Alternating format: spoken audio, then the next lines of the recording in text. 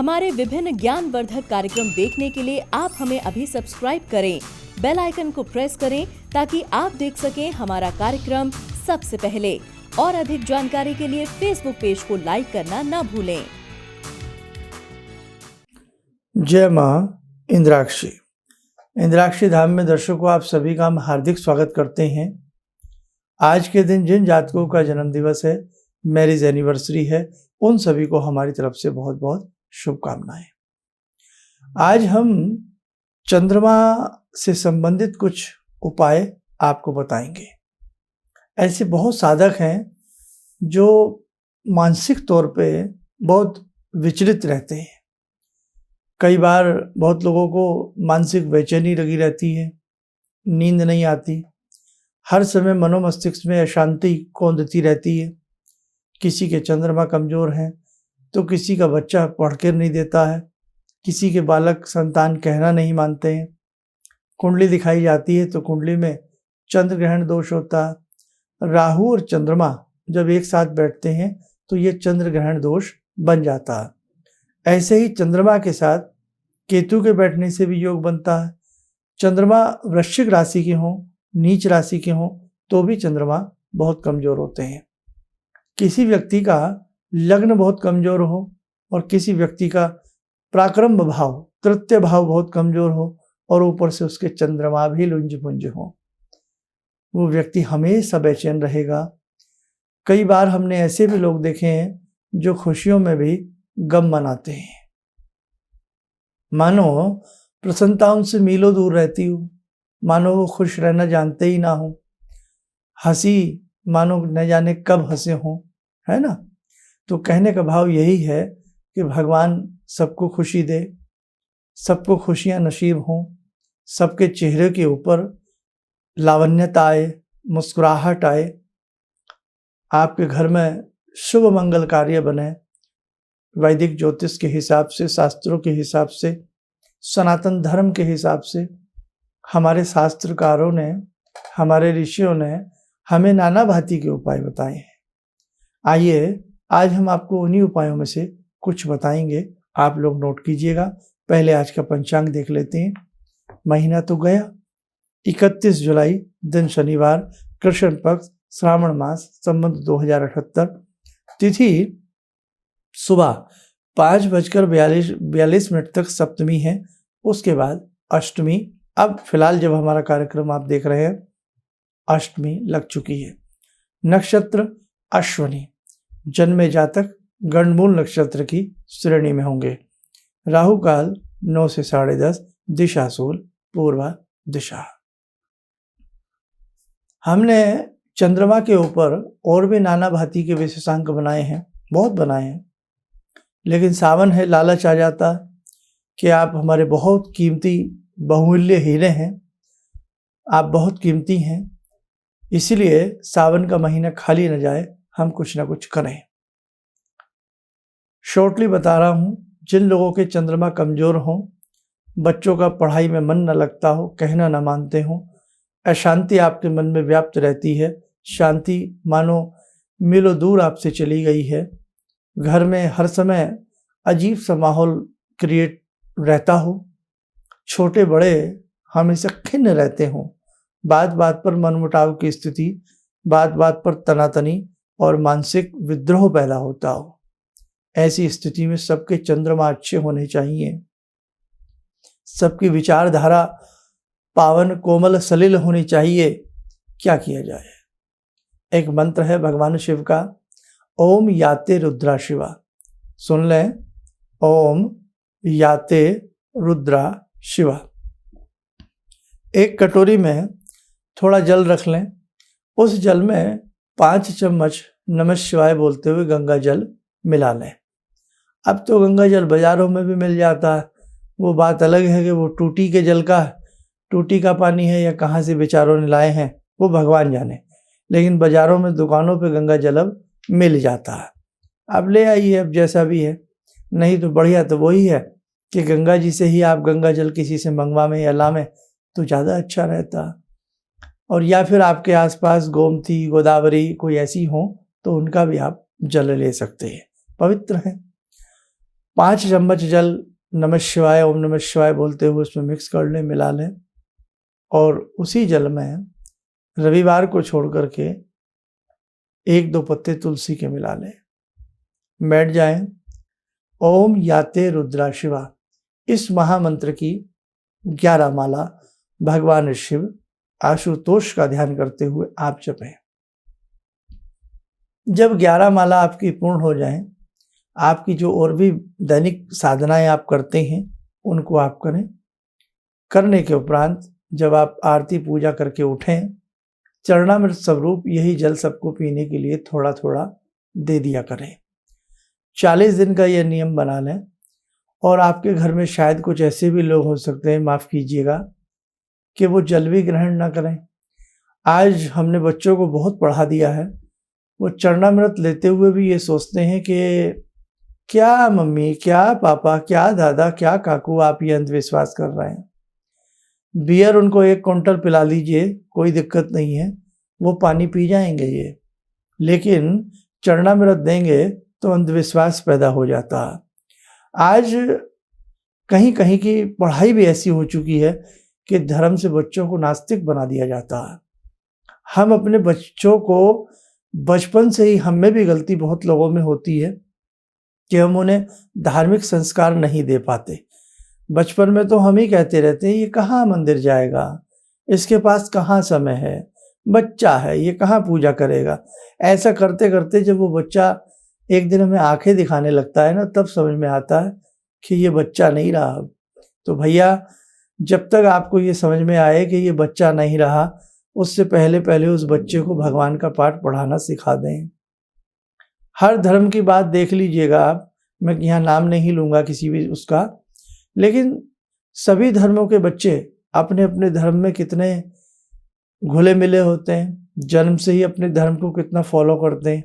लेकिन आज हमारी हिंदू सभ्यता में हमारे बच्चे बहुत दूर होते जा रहे हैं। कई स्कूल के ऐसे नाम भी सुनने में आए कि जहां हमारा बच्चा हाथ पे धागा कलावा बांध करके नहीं जा सकता। एक वर्ष ऐसी भी खबर आई थी टेलीविज़न में कि राखियाँ बच्चों की उतार करके उनको प्रवेश दिया गया। ये शायद उत्तर प्रदेश के किसी स्कूल की बात रही। कितना हृदय विदारक घटना कि साहब स्कूल वाले बड़ा बढ़ चढ़ कर वैलेंटाइन डे तो मनवा देते हैं, वैलेंटाइन डे बच्चे मना लेते हैं, छुट्टियां भी हो जाती हैं, लेकिन अगर बच्चों के घर में रक्षाबंधन हमारे घर में बना है तो वो राखियाँ, वो धागे खुलवा करके आप प्रवेश करेंगे। बड़ा अजीब सा माहौल क्रिएट चहुं ओर होता जा रहा है, समझ से बाहर की बातें हैं। खैर क्या करें, हृदय में दर्द तो बहुत होता है।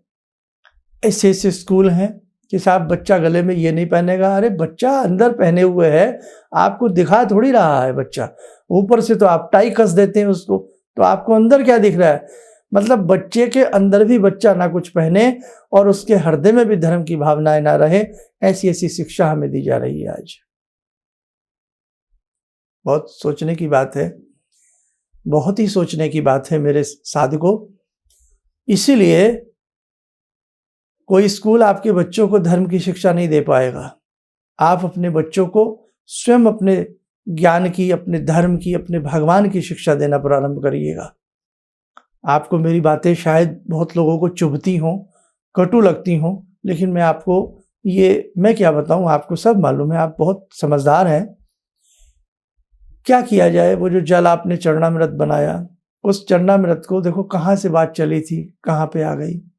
अगर लगता है कि हमारे बच्चे ज़्यादा बाबूजी बन गए हैं, ज़्यादा हमने पढ़ा दिया है, तो आप क्या करें, उस जल को हल्का सा छींटा, जिस रूम में वो बच्चा पढ़ता है, बैठता है, बच्चा है बड़ा है कोई भी, उस रूम में ही छींटा मार दें भगवान शंभू का ध्यान करते हुए।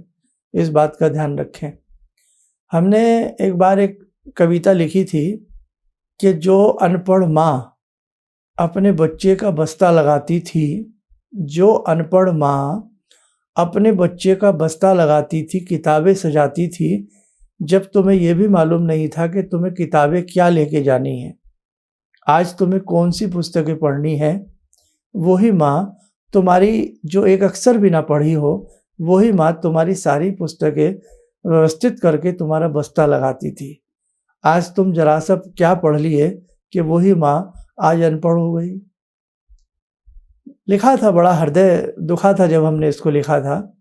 तो कहने का भाव कि देखो भाई, माँ माँ होती है, सबसे प्रथम गुरु हमारी माँ होती है। इसीलिए किसी भी देश को, किसी भी देश की मातृभाषा को पितृभाषा नहीं कहा जाता, मदर टंग कहा जाता है। फादर टंग नहीं सुना होगा, ना ही पितृभाषा सुना होगा, मातृभाषा ही आपने सुना होगा। तो पहली शिक्षिका हमारी माँ होती है।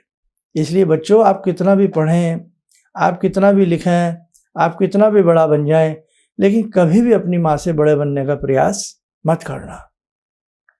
तो वो बच्चों के रूम में, किताबों में कहीं भी आप वो जल छिड़क दें और 40 दिन की ये क्रिया करें, आपके घर में सुख शांति का माहौल आएगा। आपके जो चंद्र हैं, आपके चंद्रमा बहुत अच्छा फल देंगे। और इसी में क्या करें, हर सोमवार को शिव मंदिर जाएं, 108 बेलपत्र ओम चंद्राय नमः बोल करके समस्त परिवार का ध्यान करते हुए 108 बेलपत्र सबसे पहले 1 लोटा जल शिवलिंग पर ओम चंद्राय नमः बोलकर ही चढ़ावें। उसके बाद धूप दीप अर्पण करें, ऋतुफल अर्पण करें। 108 बेलपत्र अगर संभव हो सके हर पत्ते के ऊपर ओम चंद्राय नमः अगर लिख सकते हैं सफ़ेद चंदन से, 108 पत्ते हैं, चाहे एक दिन पहले लिख लें, घर में सबको लगा लें, छुइया मुइया सबको लगा लें, सब लिख लें, है ना, छोटू को मोटू को सबको लगा लें, सबसे लिखवाएं। और 108 बेलपत्र यदि आप लिखे हुए चढ़ा सकते हैं, नहीं तो एक काम करें, एक शॉर्टली तरीका बता रहा हूँ, सफ़ेद चंदन घिस लें, बेलपत्र में 3 पत्ते होते हैं, ऐसे ही रिंग फिंगर को चंदन लगाएं, इस पे एक पत्ते पे तिलक करें, चंद्राय नमः चंद्राय नमः चंद्राय नमः बोलते हुए तीनों पत्तों पर तिलक कर दें। ऐसे ही 108 पत्तों पर चंद्राय नमः ओम लगाएं ना लगाएं कोई बात नहीं, तिलक कर दें। और कम से कम 7 सोमवार, सावन भले ही बीत जाए उसके बाद तक 7 सोमवार, या आपसे इतने नहीं होते तो कम से कम 4 सोमवार तो जरूर करें। 108 बेलपत्र शिवलिंग पर चढ़ावें और रोज जो जल हमने बताया है 40 दिन तक वो जल बनाने, या 40 दिन के बीच में जितने सोमवार आते हैं आप ये करिएगा। आपके घर में अमन चैन होगा, सुख शांति आएगी, आपके चंद्रमा उत्तम बनेंगे। आप करके देखें। और हर सोमवार घर में कोई ना कोई, जैसे खीर हुआ, सफ़ेद मिठाई हुआ, आप सबके लिए बनाया करें। और जब हम खीर बना रही हों आप महिलाएं, तो उस वक्त में खीर में चीनी डालना है, कुछ भी डालना है, ओम चंद्राय नमः आप बोलें। उस दिन रोटी बनानी है, बच्चों को रोटी देनी है, खुद को खानी है, सबको देनी है। ओम चंद्राय नमः सावन के सोमवारों में बोलते रहें। आपके चंद्रमा में बलिष्ठता आएगी और आपको बहुत अच्छे लाभ की प्राप्ति होगी। बस इतना ही बताऊंगा, इतना आप कर लीजिएगा। आप कभी ये मत सोचा करें कि ये तो छोटी बातें हैं, छोटे उपाय हैं। आपको मालूम नहीं है, एक बहुत बड़ा विशाल हाथी छोटे से अंकुश से कमांड में आ जाता है। मशीन का एक छोटा सा पुर्जा पूरी मशीन को बंद कर देता है अगर निकल जाए तो, है ना। छोटे से लेंस में कैमरे के पूरी कुतुब मीनार समा जाती। तो छोटा कुछ नहीं होता, बस करने का भाव बड़ा होना चाहिए तो सब कुछ बड़ा लगने लगता है। आइए मेरे साथ को समय हो चला आज की ध्यानमाला का। आज की ध्यानमाला में जुड़ते हैं हम महागौरी से। ॐ सिन्दूरारुणविग्रहां त्रिनयनां माणिक्यमूलस्फुरात् स्तारानायकशेखरं स्मितमुखी भापेन वक्षोरुवां पाणिभ्यामलपूर्णरत्नचषकां रत्नोत्परां बिभ्रति सौम्यां रत्नघटस्थरक्तचरणां ध्यायेत्पराम् अम्बिकां खड्गं चक्रगदेषु चापपरिगान् शूलम्बुशुण्डिं शिरा शङ्खं संदधतीं करे स्त्रीनयनां सर्वाङ्गभूषावृतां नीलास्मद्युतिमास्य पाददशकां सेवे महाकालिकां यामास्तो स्वपितैहरो कमलजो हन्तुं मधुं कैटवम् विद्युद्दाम समप्रभां मृगपते स्कन्दस्थितां भीषणां कन्या विहकरवालखेटविलसा धस्ताविरासेवितां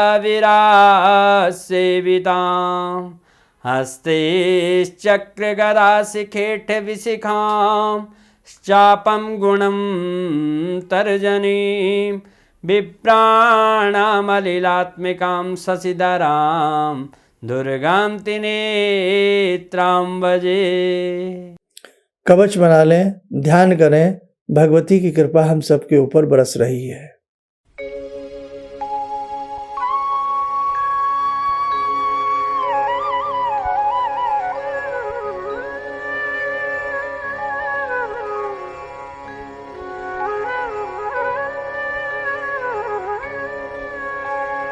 ओम बोलते हुए नेत्र खोलें, सामान्य हो जाए। आपके चंद्रमा कैसे हैं, आपके मंगल कैसे हैं, आपके राहु कैसे हैं, समस्त ग्रहों के अवलोकन के लिए तो देखो किसी मनमज्ञ को अपनी कुंडली दिखानी पड़ती है। कुंडली नहीं है तो हाथ की रेखाएं दिखानी पड़ती हैं, समझे आप। बाकी इस प्रकार से जो भी हम समय समय पर आपको उपाय देते हैं, आप ये उपाय करते रहिएगा। आपके जीवन में समृद्धि, आपके जीवन में सुख चैन अवश्य आएगा। आप स्वस्थ रहें, सुखी रहें। इन्हीं शुभकामनाओं के साथ हम अपनी वाणी को विराम देते हैं।